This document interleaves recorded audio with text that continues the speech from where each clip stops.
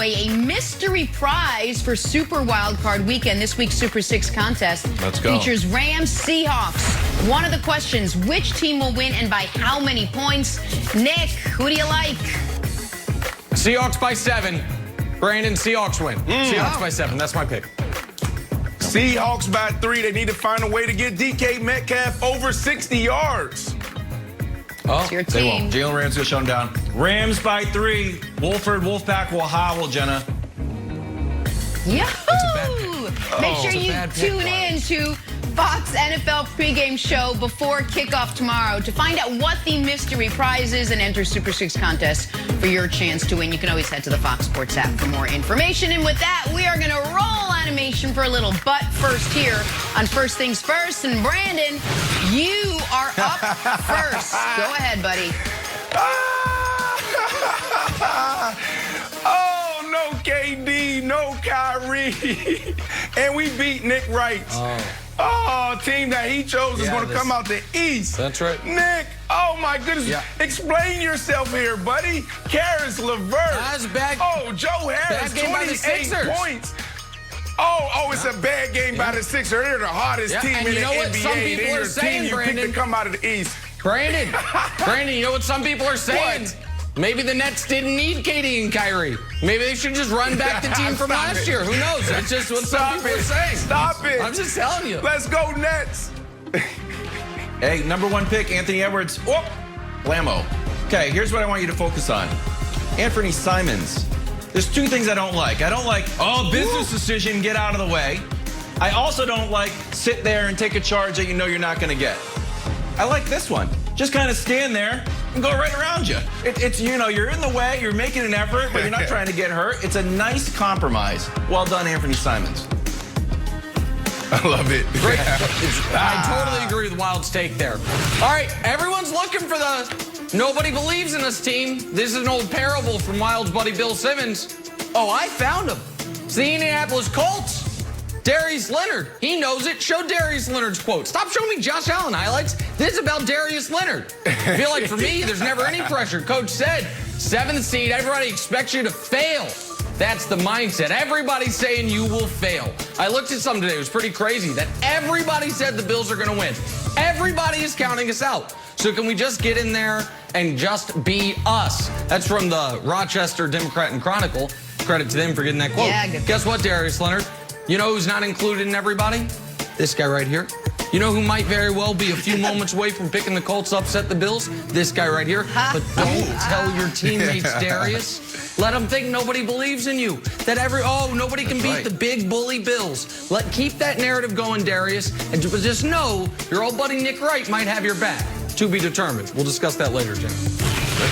I'm considering it, though. All right, we've been talking all week. We've been talking all week about what Chase Young said coming off the field last week. Remember, Tom Brady, I want Tom. I'm coming for you, buddy, ahead of their playoff game this weekend with Tampa. Well, guess what? Everyone was like, how would Tom Brady react to the fighting words? Tom Brady, the guy's like 50. He doesn't care about this stuff. He's so mature. He's so above it. Au contraire, mon frère et mes sœurs. Tom Brady came back with some fighting words. Tom Brady came back with something so nasty and filthy, I had to have my girls go in the other room. Tom Brady said I hate reading it like this. He's obviously a great young player. We've got our hands full with that D-line, one of the best D-lines in the league. Hey, Chase Young, you want to poke the goat? You want to go tete-a-tete with the greatest trash talker of all time? You're going to get stuff like this. Sticks and stones may break your bones. He's going to use his words to do it. So I say good luck this weekend, my friend. And speaking of this matchup, let us stay there for Saturday night's Wild Card Showdown in Washington. Fox Bet Sportsbook has Tom Brady and the Bucs favored by 8 on the road. I know what you're thinking. Brady's not a roadie. 21 years in the NFL. This is the first time we see him as a wild card stud. So, Brandon, are you surprised Brady and the Bucs are such heavy favorites? Call them a stud. Jenna, we're supposed to sit here when we get these opportunities, right? Like, man, my career is coming to an end. And I get an opportunity to talk sports and get paid to do it. So we're supposed to sit up here and educate and try to lean on our experience. But I can't do that this segment. Can we just stop playing like this is a real game? Like, come on. Wow. Like, this is the NFC East. We're trying to make this thing as oh my goodness. The Washington football team, this front seven, we're just hanging on to anything we can to make this a game. Oh, you it's a turn on Bucs any blowout. channel, everybody, the only thing they talk about is the Washington football team front seven. Well, what about their back end? Yeah. What about their quarterback? What about the wide receivers, the running backs, the offensive line? This is not a game. This is a team that need Doug Peterson to bench their starting quarterback so the Giants don't get in. Going into week 17, the Cowboys still had an opportunity to get into the playoffs. I don't want to talk about no X's and O's here. This isn't a game. Oh, I do. I do. No brainer, I love it, says Brandon. Brandon. Listen, so it's not surprising that Bucs are huge favorites. We all saw this coming. Bucs get a bye. They have 4 bad opponents. People love betting Brady. You knew they were going to get the winner of the NFC least, all of it. But Kevin Wildes, yesterday I showed America what they thought was my dossier on Brady. That was actually the Cliff's Notes version. 1 second, I apologize. I have to grab the full dossier. Because here it is. Here's the actual dossier. These are the real notes. All written, you can see about why the Tampa Bay Bucs are going to lose this weekend. And we have new information we have saved for Friday. But let's first recap for people who haven't been watching all week. What do we want to start with? Let's start with Tom Brady's most recent playoff history. How's that looking? Oh, wait. Hasn't looked good. His last 3 games, he's stunk. And he wouldn't have even been able to stink in the Super Bowl if he didn't get a phantom offsides call in the AFC Championship game where he stunk thin. Show me the next one. I don't even know which one's coming up next, but I know it's bad for Brady. Oh, right. He stinks on the road in the playoffs. That's over the last 15 years. Show me the next one, please. I think this one has to do with sleep deprivation. Oh, wait, sleepy Tom Brady. He stinks at night. Guess what? This game's at night. Okay, what about against good opposition? Show me that one, please. Oh, how's Tom Brady this year against playoff teams? Oh, he's terrible. Guess what? It's the playoffs. They're all playoff teams. And now, last but not least, to my friend Brandon Marshall. You know why everyone's talking about the front seven? Because Tom Brady, under pressure, it's not that he stinks. He's god-awful. He's terrible. He can't handle it. So, you know what my dossier says? It says, oh, buddy Nick Wright's going to make a lot of money on Washington this weekend. That's right. Got to put it back in the file. So, Kevin Wildes, no, I'm not surprised it's an 8-point spread. I'm just glad. Keep driving that number up because I'm betting the money line. Let's go. Let's go. I think it's fantastic. Okay, here's my take for you, Brandon. Here's where Nick's dossier was very political. Let you talk about last 3 games, playoffs last 15 years. But maybe my memory is a little bad. I feel like he's been okay in the last few years, but who knows? Maybe it's just all those Super Bowl rings that are messing with the mojo in the Brady household. Okay, here's the thing. Let's just focus on the Bucs are peaking, and Brandon, you've been on this. You know, a truncated preseason, new guys, new uniforms. What's going on?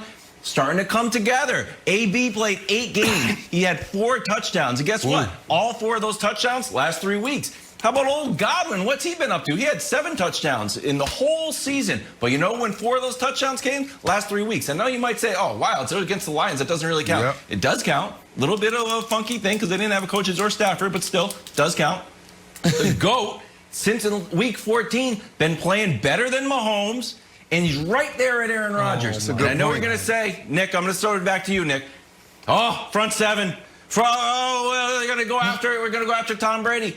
They do have a secret little weapon. And I pulled out an old quote from 2017 where Gronk was said, this was the quote, I appreciate the ability to go out there and block J.J. Watt. So if it gets really bad, we not only have, I almost said we, look at me, I turned into a Bucs fan. The Bucs do not only have your normal offensive line, you got old Gronk there. You got Gronk as a big blocking safety net. So I'm still going to go. Bucs by 8 is a lot, but I'm more on Brandon's team than you go. Brandon's champing at the bit. I got to hear Brandon. Brandon, you go. because I know what you're going to say. And I know what you're going to say. You know, you're going to respond to Wildes and talk about, well, those last 4 games, those last 3 games, who did they play? What was the competition level? That's correct. And this is what I would say to you, Nick. All right, so I'm just trying to get ahead of you a little bit. Yeah. Thank you, buddy. Yep, offensively, we can get better without anybody out there. We can go to a high school field in the middle of the day in June, and we can just throw passes, we can huddle up, and we can build our chemistry. Defensively, we need to go against an offense. We need to feel the tight end release, and we need to see what the offensive line are doing and how they're working their combos. So when we talk about Tampa Bay going against Detroit and playing against the Falcons, it still matters because those are routes on the air for us. Those are opportunities for us to get mental reps. So when you see where that offense started at the beginning of the year, Nick, and where they're at today, it's a big difference, and it doesn't matter who they played against. So, listen, I think that all makes sense. And there's been a lot of very, very smart people, such as Brandon Marshall, have made that point. That you've got to recognize that every team was going to look one way in September and another way in December. That's the case in most years. It's particularly the case this year with no offseason. It's particularly the case with the team that just added the greatest quarterback of all time with no offseason. Bruce Arians, new weapons, all of it. All of it makes total sense, and a lot of smart people are saying it. I'm here to tell you they're all wrong. The reason the Bucs look better is because the competition stunk. Guess what? Everything Brandon thought I was going to say, I was going to say, because that's the story here. It's not that all of a sudden they've mind melded. It's because they got Falcons, Lions, Panthers as their final four in one order or another, and we're about to see them against a real defense. That's what I believe, Jenna Wolf. I got more in the dossier, by the way. None of them. There's more coming later. None of them have a dossier. None of them have that dossier. Time for Nick's